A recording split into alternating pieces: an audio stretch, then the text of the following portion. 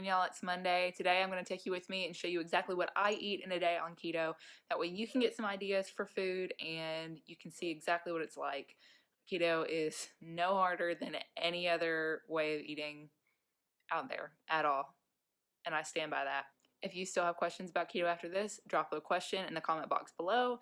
Let me know there, and that's how I'll figure out what future content to make for you guys. One thing you should know about keto is that it helps to suppress your hunger throughout the day. I used to eat all day, every day. I mean, I could put down 10 wings and still be starving. I could eat a whole Domino's thin crust large pizza and wouldn't feel bad about it. And I would still be hungry like an hour later. And with keto, your hunger is going to reduce significantly because the foods that you're eating are not carbs, they're fats, and so the fats are going to burn cleaner for longer. The analogy I like to use is like a campfire.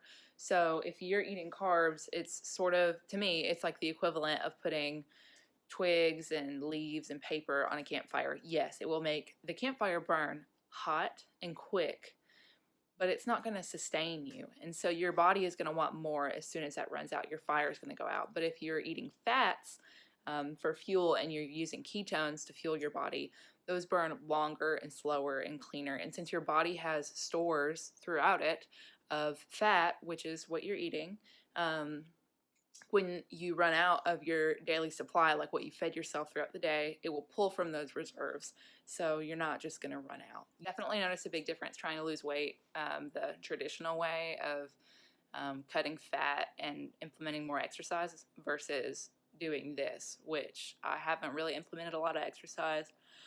Not because I can't, but because I just don't want to right now. And that's just another thing that makes keto a little bit more sustainable, a little bit easier to do. So anyways, what you should know is that I sort of do an intermittent fast, not because I want to, but because I simply do not have the time to get up and cook in the morning. And I kind of feel meh if I eat right after I wake up. I usually just drink coffee before I go to work, and then I come home for lunch around between 11 and 1. It depends on the day. And I eat lunch then. It's usually a meal prep as of late.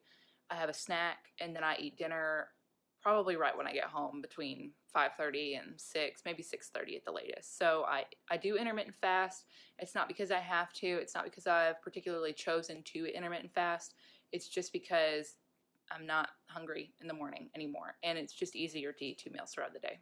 My coffee, which is just, I think this is 10 ounces of coffee. Go into my fridge, and we're going to pull out what I put in there. We've got some heavy cream, and then I've also got this unsweetened vanilla almond milk. This is from, both of these are from Walmart. Walmart's cheap for y'all. We're on a budget. Alright, so I just kind of eyeball this. It's about half a cup. 1 cup of this has 30 calories, 1 net carbs, so you're not really putting a lot of calories in here. I'm going to do about 2 tablespoons of this heavy cream. After you do this for a while, you'll get better at eyeballing this. I don't really measure anymore because a couple calories here and there isn't going to kill me. And here are the macros on this. I'm fully aware that the fat technically breaks a fast, but you know, you do what works for you.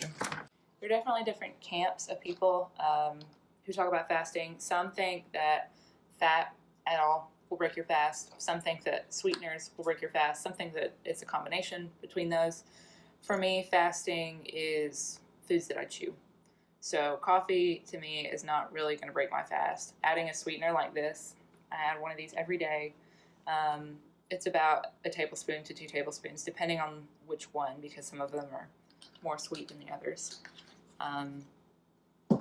Like I always say, do what works for you. What works for me is knowing that I can have coffee in the morning.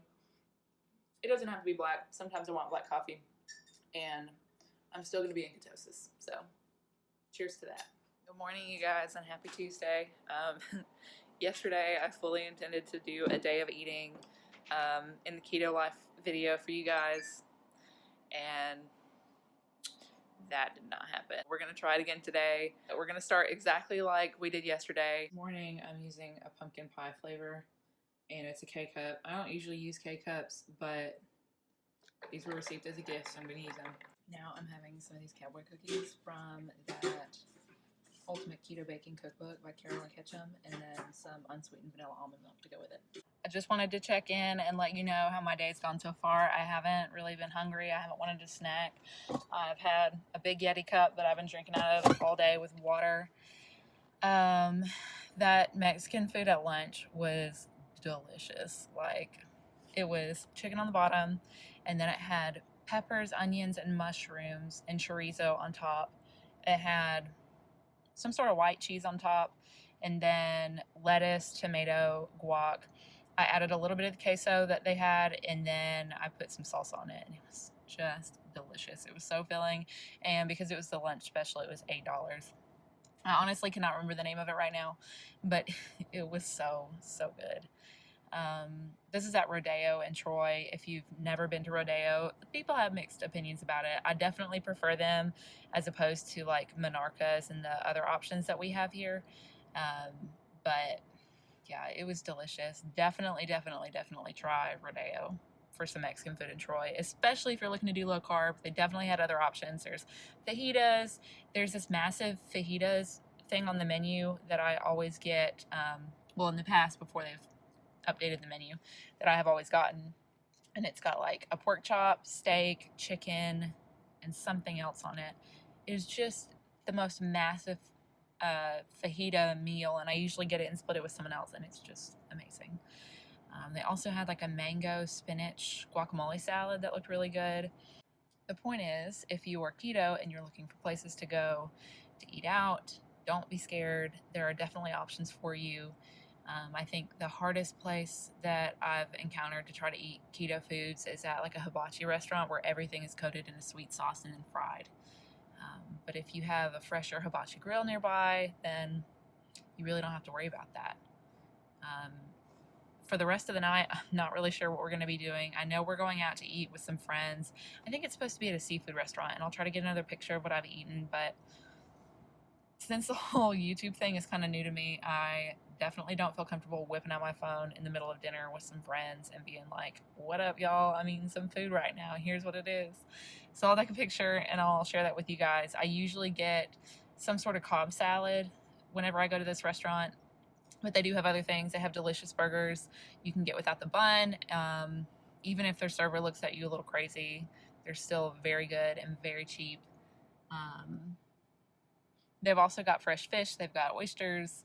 I don't really like oysters, so I usually just get a salad, and it's really good. They've got a mahi mahi salad that is incredible. So I'll take a picture of that tonight, and I'll share that with you guys. Oh, also, my friend Sarah is giving up carbonated beverages for Lent, and she's got this big box of Mountain Dew Zeros that is all mine. So I'm gonna have one of those in just a second, and I'll check in with you guys later tonight. Well, I didn't film a video to wrap up yesterday, but that salad was delicious. Here's what I got from Half Shell. It's a local seafood place that's mostly like an oyster bar, and they have just delicious salads. The eggs were a little overdone. I don't really know what their protocol is for cooking them. I definitely make better boiled eggs in the Instant Pot. But the salad overall was really good. It was a whole delicious day of eating. So much food. So full.